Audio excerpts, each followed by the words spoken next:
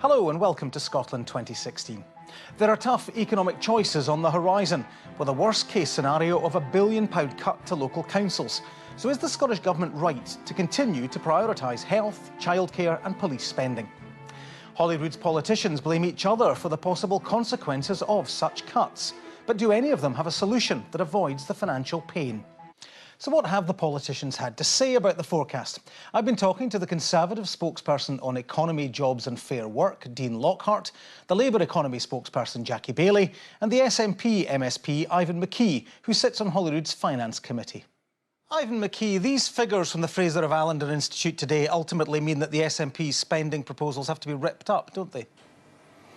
Well, I think the data we've seen today says two things. It talks about the significant cuts Scotland's faced from Westminster over the last number of years, with those set to continue into the future, a total of a 10% real terms cut over the 10-year period up to 2020.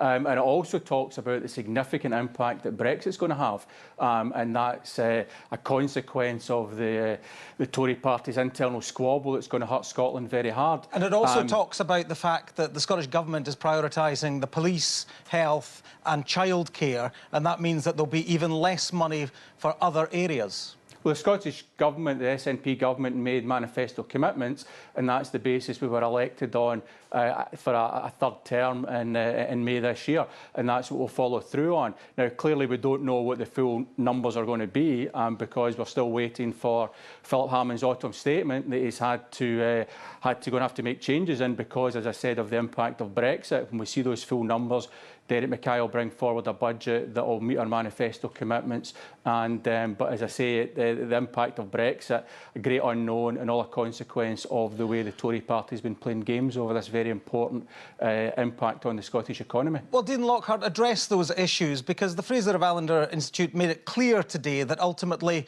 these problems that we're likely to see in the Scottish budget are a result of Brexit and are a result of the austerity that the Westminster Government has been pursuing since 2010. No, look, I would disagree with that. I think the main takeaway from this report today is a recognition that now the Scottish Government has the significant tax and spend and fiscal policies available to it to make a real difference to the Scottish economy. And that means the size, shape and the amount of Scottish budget available for public services going forward. So how much more should they tax people then to fill that £1.6 billion if the worst case scenario happens? Well, that's for the SNP to decide. They've been badgering for these extra powers, their hands on these levers of economic powers for a number of years. Now they have them. It's time for the SNP to tell us how they're going to manage the economy going forward. But past performance isn't a great guide for the SNP, because the economy under the SNP for the past decade has underperformed the rest of the UK, and that gap between how the Scottish economy is performing and the rest of the UK is only widening. So what I would say to the SNP is, you've now got the powers you're asking for, step up to the plate and do something with those powers. It's time that you did something for the Scottish economy.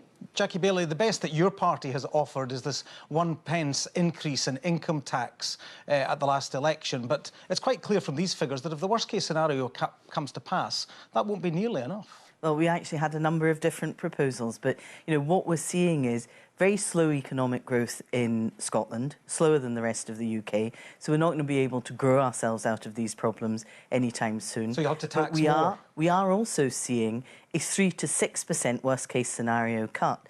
And of course, the Scottish Government, having made certain commitments, these cuts will fall on unprotected areas like local government, with an estimate of something like £1 billion to be slashed out of local government budgets. Now that means, money taken away from schools and education, money taken away from social care for some of the most vulnerable people. But we had very clear proposals. Well, indeed, and your proposal would only raise £500 million from that 1p in income tax, so it still doesn't go anywhere near to even filling the gap from the best case scenario. We had a number of clear proposals. The 1 pence was just one of them.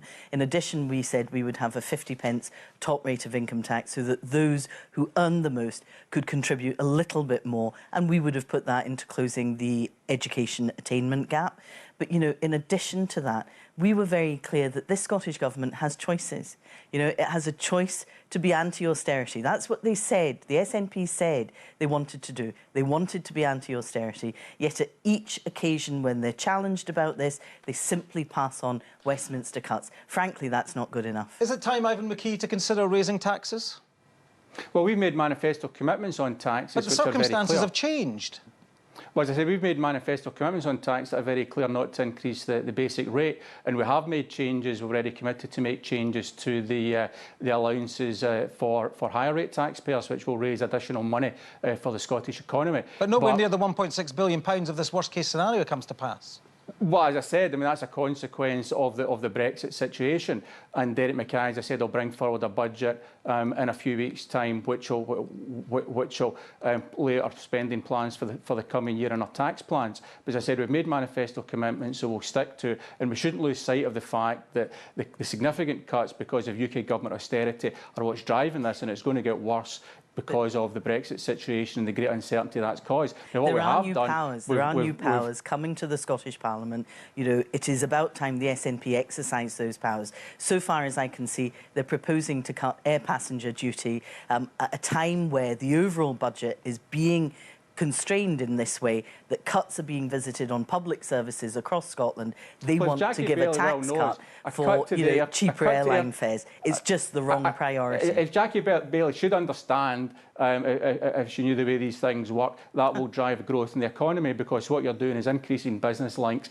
and making it easier for business to do business internationally, and you're improving tourism. So that's exactly the reason for that. Let me bring in Dean And Lockhart APD at this will point. improve the public services finances in Scotland. Let me bring in Dean Lockhart at this point. The Chancellor has said that he needs to reset the economy. Would you welcome a move away from austerity? Well, I think the autumn statement is going to take place at the end of November. So obviously we need to wait to see what the Chancellor comes up with. But what I would say... you could lobby for more money for Scotland, for instance. Well, I think what's really relevant here are the GERS numbers that came out last week that showed that public spending in Scotland is £15 billion more than the tax revenue taken in Scotland. So we're already seeing a union dividend. In other words, Scotland benefiting from being part of the United Kingdom to the tune of £1,600 per person in Scotland. And how much of a consolation will that be if the Fraser F. Allender Institute is writing £1 billion is taken out of council budgets? Well, that's for the SNP to decide. You know, it's the SNP now have their hands on the levers of the economy, and they have said all along that they have said... The problem was caused by the UK government's austerity policy. Ivan, I'm sorry. You have said all along that once you get your hands on the levers of economic power, you will be able to grow the Scottish economy faster than the rest of the UK. So the proof will be in the pudding. We haven't. You've had these powers for a number of months now, but there has been absolute silence as to how you're going to use them. So it's time for you to step up. And it's time for the SNP to step up and tell the Scottish people how you're going to use these powers. Well, I think you've already seen we invested an extra £100 million in capital investment. That's old money. To move the Scottish budget, to move the Scottish economy forward. And we've allocated another £500 million through the Scottish Growth Fund to invest in helping business innovate and export. And that's the kind of things we need to do to get the growth rates up to where they should be. Sorry. Well, let me ask Jackie Bailey a question here. Is it unfortunate that in this argument over austerity and the resetting of the UK economy that Jeremy Corbyn and his front bench team seem to be fairly ineffective? No, I think this is about what we do in Scotland.